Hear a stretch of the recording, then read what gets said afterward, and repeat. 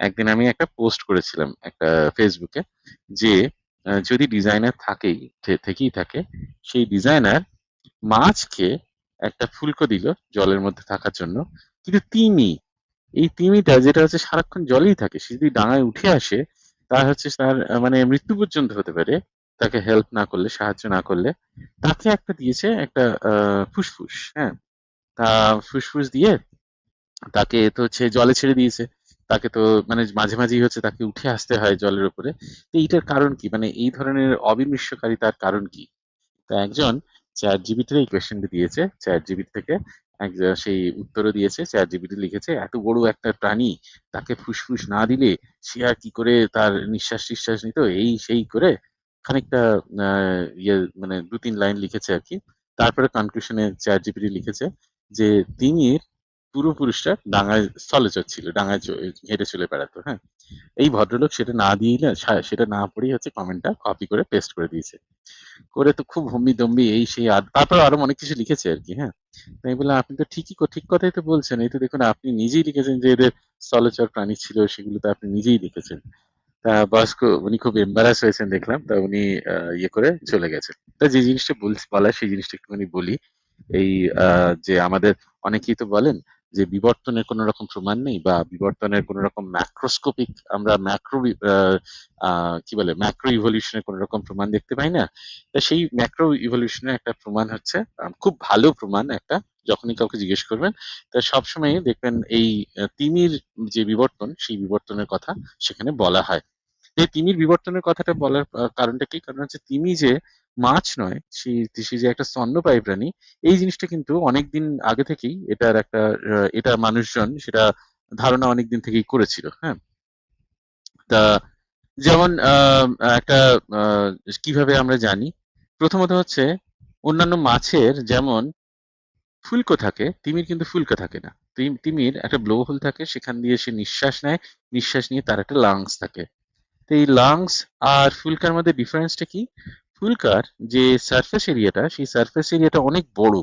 তার কারণ জলের মধ্যে যখন থাকে তখন সেখানে জলের দ্রবীভূত অক্সিজেনের পরিমাণ বাতাসের থেকে কম। তা সেই ফুলকাকে খুব বেশি ছড়িয়ে যেতে হয়। এখন মাছকে আপনি যদি জলের বাইরে তোলেন, তখন আমাদের যেমন চুলগুলো যেমন হচ্ছে জলের মধ্যে থাকলে একটুখানি ছড়িয়ে থাকে, কিন্তু জলের বাইরে বেরিয়ে এলে সেটা গুটিয়ে যায়। ঠিক সেই রকম ফুলকাটাও ঠিক সেই রকম হয়, ফুলকাটাও সেরকম গুটিয়ে যায় এবং সেটা সারফেস এরিয়াটা নষ্ট হয়ে যায়, তারা আর শ্বাস নিতে পারে না, বাতাসে শ্বাস নিতে পারে না। কিন্তু লাংসের ক্ষেত্রে সেরকম না, লাংসের ক্ষেত্রে একটা সারফেক্টেন্ট বলে একটা জিনিস থাকে, সেটা ওই সারফেস টেনশনটাকে কমিয়ে তার যে সারফেস এরিয়াটা সেটাকে মেনটেন করে, এবং সেখান থেকে আমরা নিঃশ্বাস নিতে পারি, তা বাতাসে আমরা নিঃশ্বাস নিতে পারি।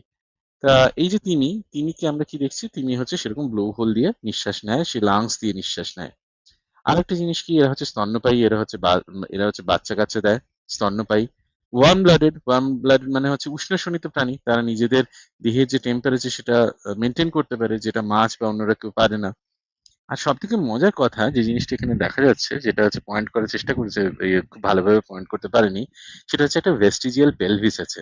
এই ভেস্টিজিয়াল পেলভিস জিনিসটা কি? ভেস্টিজ মানে কথাটার অর্থ কি?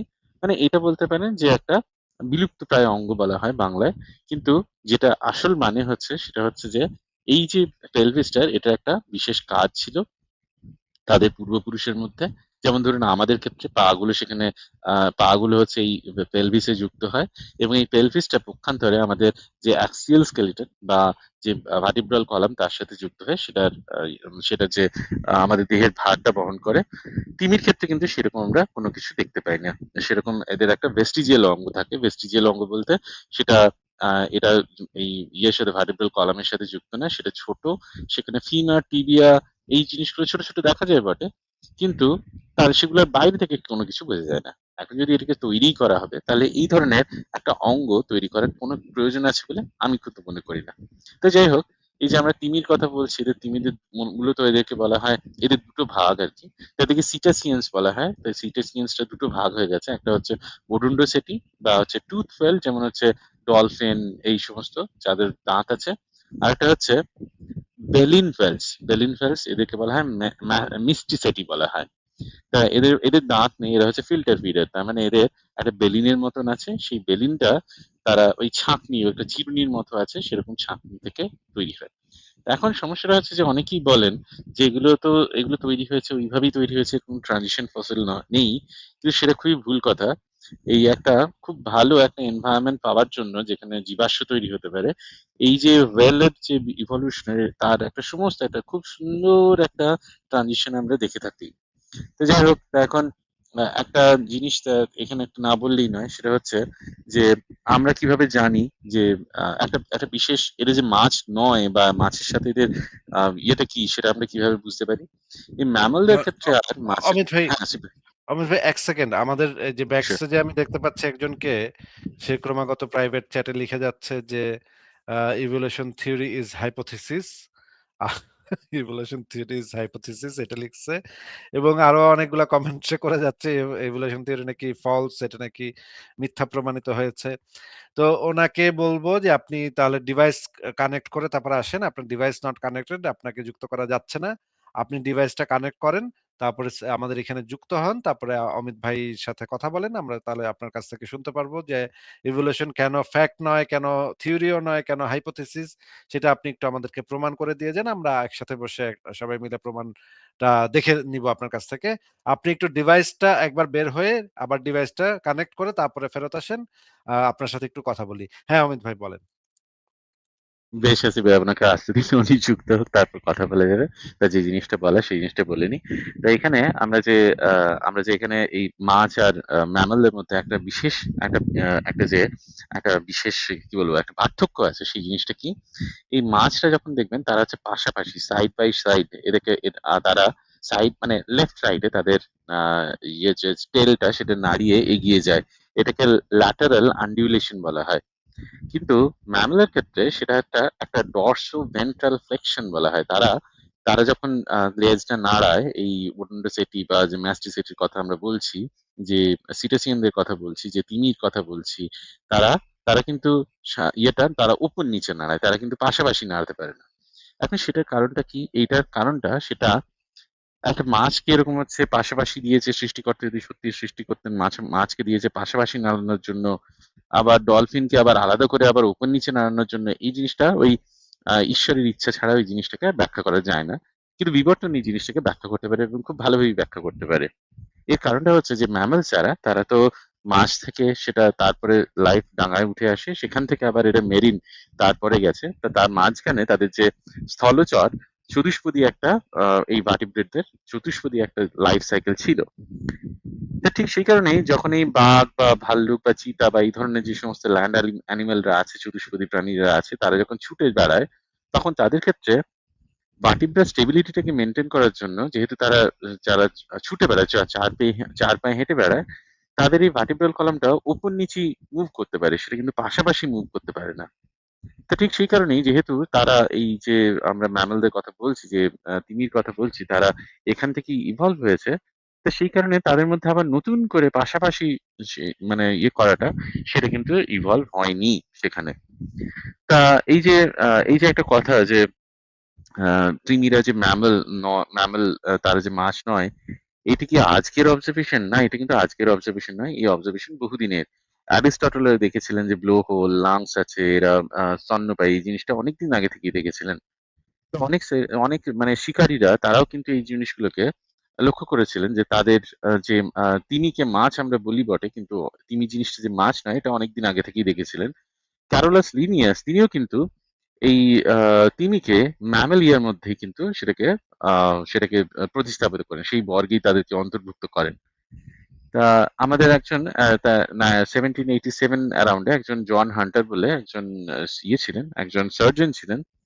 এই সার্জন প্রথম এই একটা পেলভিক বোন লক্ষ্য করেন, এবং এই পেলভিক বোনটা লক্ষ্য করে তিনি খুব অবাক হন, যে হঠাৎ করে এরকম একটা পা নেই, কিছু নেই, তাও একটা এরকম পেলভিক বোন আছে, এরকম আছে কেন? তিনি যদি ব্যাখ্যা দিতে পারেননি, কিন্তু চার্লস ডারউইন এই জিনিসটা ব্যাখ্যা দেওয়ার চেষ্টা করেছিলেন। তো চার্লস ডারউইনের সময় তখন এই যে তিমি ওয়েলস, তাদের যে এনসিয়েন্ট যে ইয়েগুলো, যে তাদের যে পূর্বপুরুষের যে ফসিল, সেগুলো ছিল না। তো যখন ছিল না, সেই জিনিসগুলোকেই চার্লস ডারউইন তার বইতে মিসিং লিঙ্ক বলেছিলেন। তো তিনি প্রেডিক্ট করেছিলেন যে এই লিঙ্কগুলো পাওয়া যাবে। কিন্তু তিনি একটা ভুল করেছিলেন। ওই তিনি মনে করেছিলেন তিমির সাথে হয়তো বাঘ, সরি, ভাল্লুকের সম্পর্ক আছে। তিনি এই জিনিসটা ভেবেছিলেন, হ্যাঁ। যদিও সেটা মানে তিনি ভুল ছিলেন সে বিষয়ে কোনো সন্দেহ নেই, কিন্তু তিনি যে খুব ভুল ছিলেন সেরকম নয়। তিনি দুই জায়গায় দুরকম ভাবে ভুল ছিলেন। প্রথমত, তিমির যে অ্যানসেস্টার তারা ভাল্লুক ছিল না, কিন্তু ভাল্লুকদেরও কতগুলো মানে ডিসেন্ডেন্ট আছে যারা কার্নিভোরা, এবং তারা ল্যান্ড ল্যান্ড থেকে তারা সমুদ্রে চলে গেছে, তারা মেরিন ম্যামল হয়ে গেছে।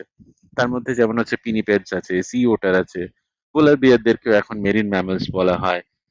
ডারউইন যে খুব ভুল ছিলেন সেরকম না, কিন্তু ডারউইন একটা জিনিস ভুল বলেছিলেন, সেটা হচ্ছে যে আহ, তিমির পূর্বপুরুষ তারা কিন্তু মানে তাদের সাথে এদের সম্পর্ক খুব কাছাকাছি না, ভালুকের সম্পর্ক খুব কাছাকাছি না, বরং তিমির সাথে যে খুরযুক্ত প্রাণী যাদেরকে আমরা আর্টিওডাক্টাইল বলি, যে যুগ্মপদী প্রাণী, তাদের বরং অনেক মিল আছে, এবং তারা অনেক কাছের প্রাণী। সবথেকে কাছে জীবিত হচ্ছে এটা মানে এই ওয়েলদের সাথে সবথেকে কাছে জীবিত হচ্ছে জলহস্তী।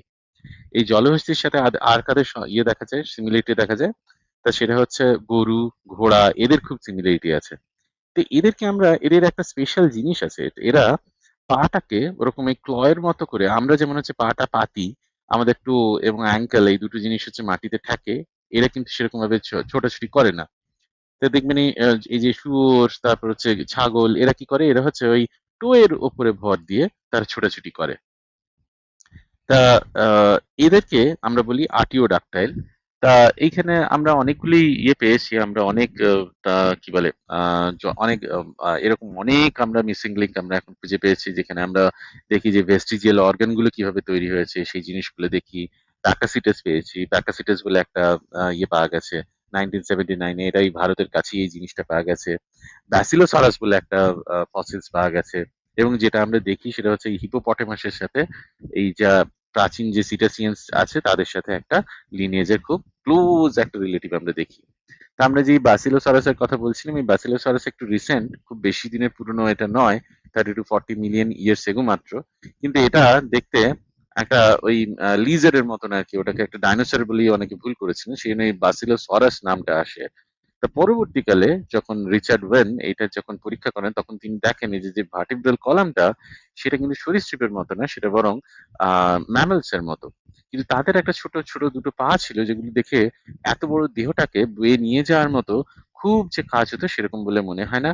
কিন্তু তারা তারা ওই যে ওই হাইন্ড লিঙ্গের কথা আমরা, লিম্বের কথা আমরা বললাম, ওই যে আমরা বললাম যে ভেস্টিজিয়াল পেলভিস আর যে পশ্চাৎপদ, সেটা যে ধীরে ধীরে অকেজো হয়ে যাচ্ছে, সেই ট্রানজিশনটা আমরা এইখান থেকে লক্ষ্য করতে পারি।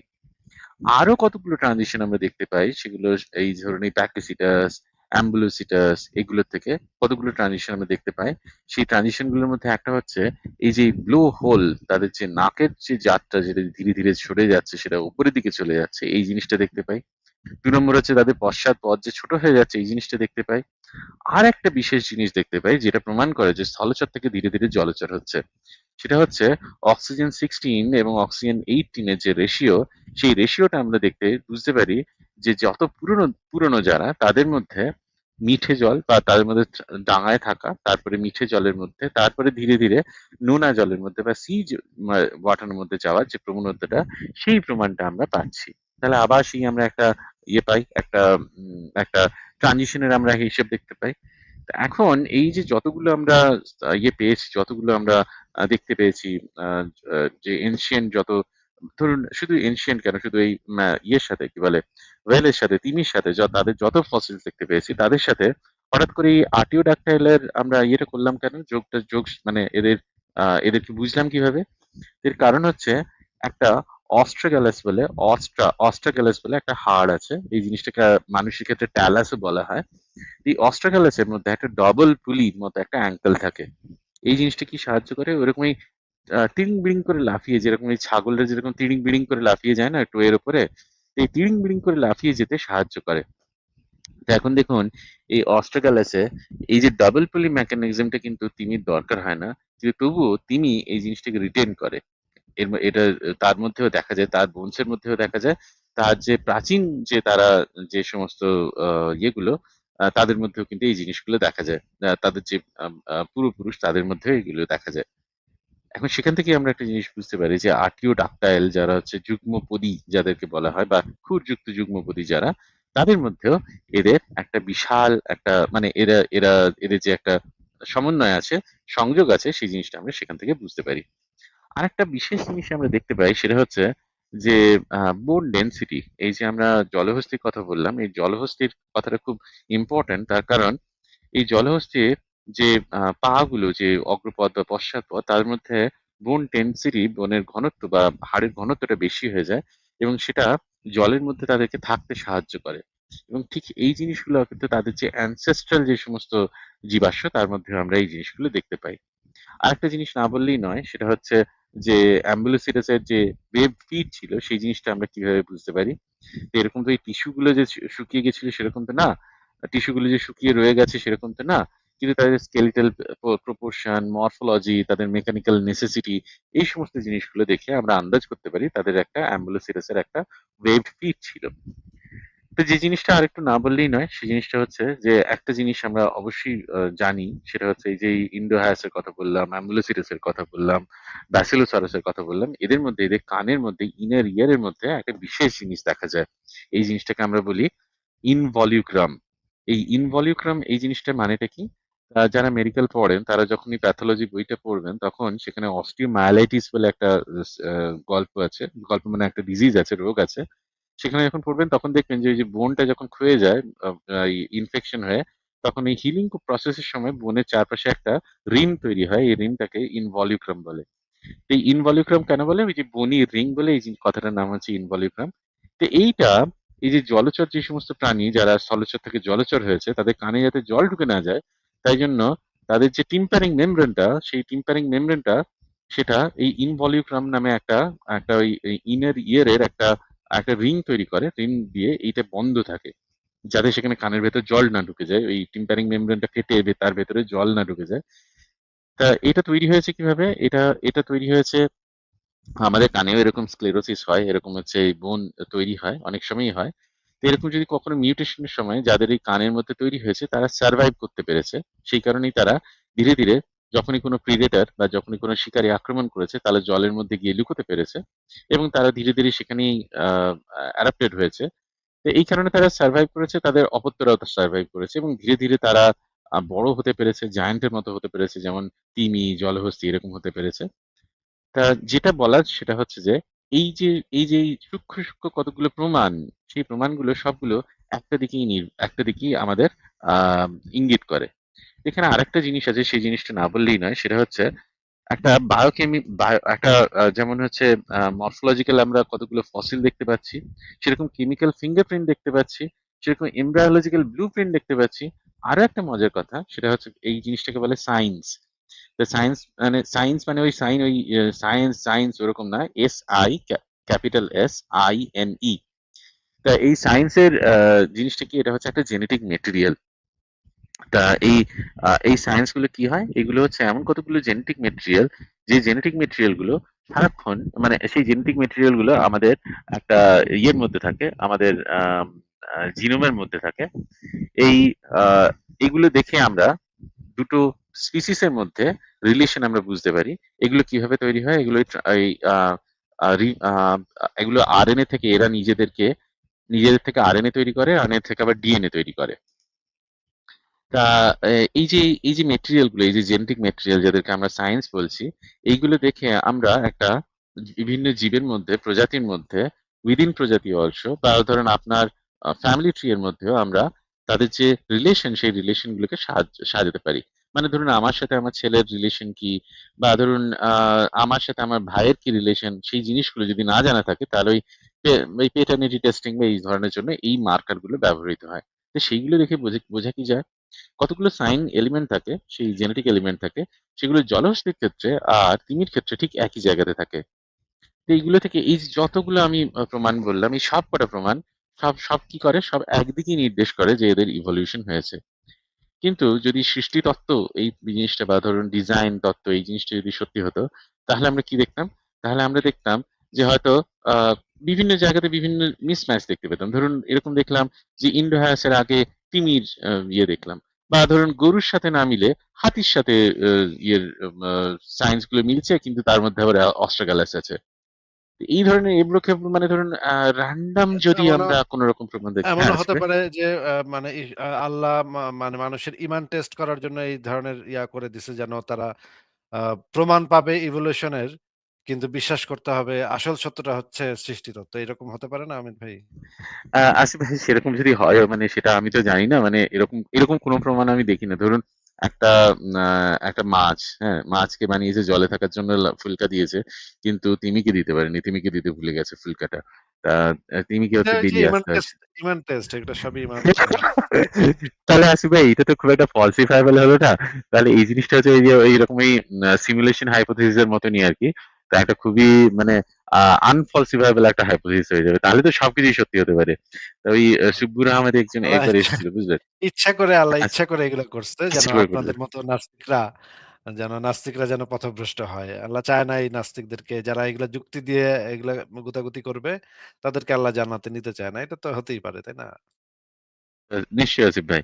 তো এই সুব্বির আহমেদ বলে একজন ভদ্রলোক আছেন। উনি সেই ইয়েতে ওই দাওয়াত-টাওয়াত দেন লন্ডনে আরকি। তো আমার একজন বন্ধু ওনাকে খুব ভালো করে চেনেন।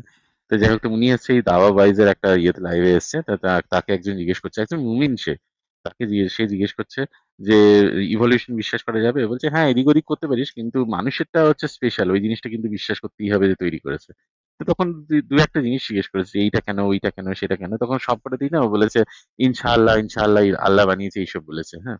তখন সে বলছে, "আরে! তাহলে তো এই জিনিস বলতে গেলে তো সবই তো আল্লাহ করেছে, আল্লাহ করেছে, আল্লাহ দিচ্ছে বলে বলা যায়।" তো বস যা ক্ষেপে গেছে, তাকে হচ্ছে বেশ কয়েকটা গালি দিয়েছে। বলছে, "আমি কি বিশ্বাস করব না করব সেটা আমার ব্যাপার।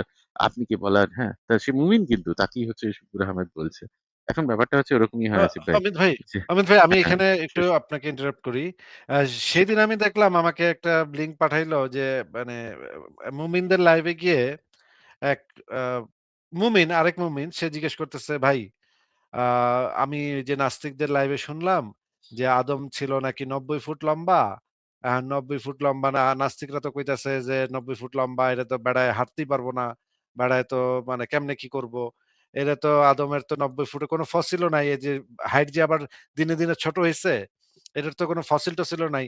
এক মুমিন কইতেছে, "না, না, না, ওইটা জান্নাতে ছিল, জান্নাতে ছিল। পৃথিবীতে এরকম ৯০ ফুট ছিল না।" তখন আরেক মুমিন আবার তারে ঠিক করে দিতেছে। "আরে না ভাই হাদিসে আছে তো। হাদিসে আছে তো আস্তে, আস্তে কমছে। হাইট আস্তে, আস্তে কমছে। এটা হাদিসে আছে তো।" তখন ওই মুমিন আবার একটু চুপসায় গেছে। কয়, "ও আচ্ছা ঠিক আছে। তাইলে এটা তো ভাই মানে এটার তো ব্যাখ্যা করা খুব সোজা, খুব সোজা। এটা তো খুব সোজা। আপনি মাইনা লন আল্লাহ আছে। এটা আপনি বিশ্বাস করেন। তাইলে তো ভাই আল্লাহ যা ইচ্ছা তাই তো করতে পারে। এত মানে তো প্রশ্ন করেন কেন? আল্লাহ আছে এটা মাইনা লন। এরপর তো আর কোন প্রশ্ন-টশ্ন থাকে না, তাই না?" এটা বেস্ট, এটা বেস্ট আসিফ ভাই। এটা কিন্তু বেস্ট, এর দারুণ আছে। হ্যাঁ, এটা কিন্তু ঠিক যে মানে মনে করেন কোন মতে যদি তারা ঠেইলা আল্লাহ আছে, এটা যদি এরপরে কিন্তু যেকোনো কোয়েশ্চেন এর উত্তর কিন্তু ওই একটাই, তাই না? আল্লাহ চাইছে তাই হইছে। হ্যাঁ, অবশ্যই, অবশ্যই। আমার পেট ব্যথা করে কেন? আল্লাহ চাইছে। আমার মাথা ঘুরায় নিশ্চয়ই। কেন? আল্লাহ চাইছে।